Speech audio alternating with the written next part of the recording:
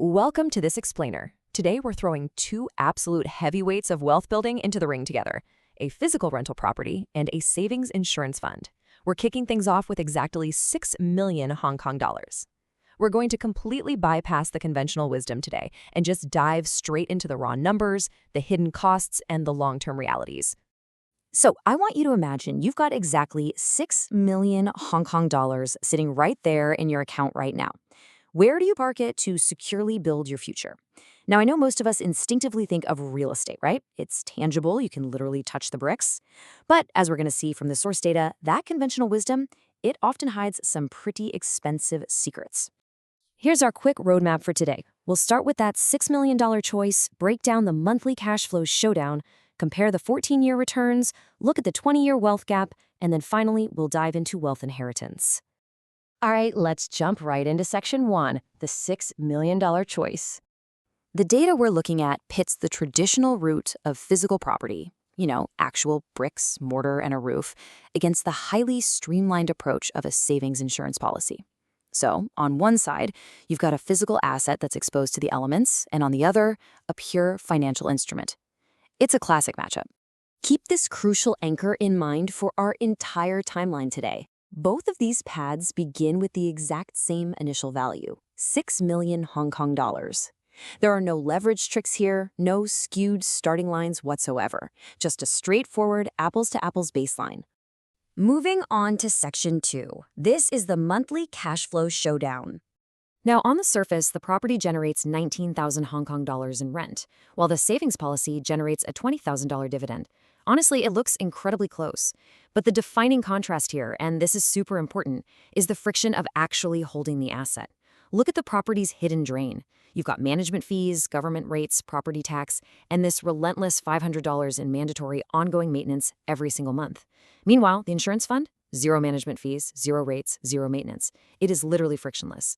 And because of that constant drag of physical maintenance, taxes, and fees, the savings fund ends up generating a net income that is precisely $4,758 higher than the property every single month. I mean, think about that. That's over $50,000 a year in retained yield, simply because a piece of paper doesn't need its roof patched. Which brings us to Section 3, the 14-year return comparison.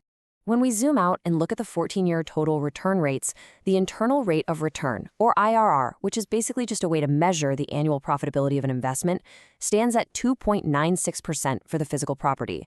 Contrast that with the savings fund, which sits at a mathematically superior 4.00%. Now, you might be thinking, hey, a 1% difference doesn't sound totally earth-shattering, but in the world of compounding interest on millions of dollars, that is a massive divergence in your wealth-building journey.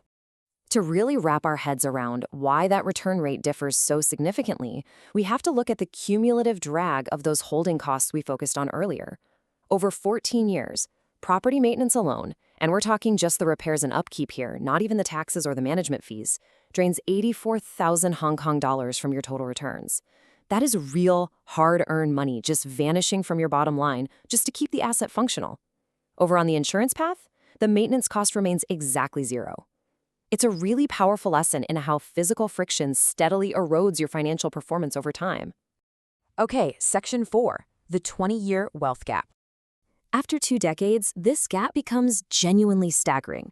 The property's total return, so that's the asset value plus the net rental income, reaches just over $10.3 million. But the insurance fund? It surges past $12 million. We're talking about a divergence of roughly $1.7 million from the exact same starting line. Crazy, right? So where did that missing $1.7 million go?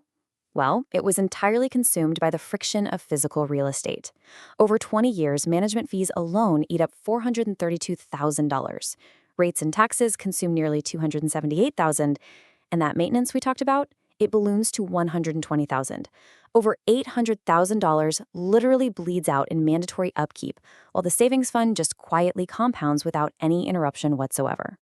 Let's look at the final stage in Section 5, wealth, inheritance, and distribution. We rarely factor in the friction of passing away when we talk about investing, but transferring a physical building requires navigating an absolute labyrinth of bureaucracy. You're facing the court system, probate, and all these unavoidable legal hurdles just to transfer a title from one name to another. The sheer contrast and efficiency here is pretty jarring. Inheriting a property usually triggers a 6 to 12-month delay, alongside lawyer and probate fees that can easily spiral into the hundreds of thousands. And if your heirs want to sell it, boom, add a 1% agent fee. Contrast that with the insurance fund. It bypasses the courts entirely, it costs exactly 0% to transfer, and it settles in days, not years. It's basically a seamless beneficiary system going head-to-head with a drawn-out legal ordeal. We've tracked the friction of month-to-month maintenance, we've seen the massive compounding gap over 2 decades, and we've weighed the heavy bureaucratic toll of inheritance. The data clearly shows that the perceived safety of bricks and mortar comes at a shockingly high premium. So as you look at your own portfolio, you really have to ask yourself, are you building your legacy by acquiring assets, or are you accidentally acquiring a lifetime of liabilities?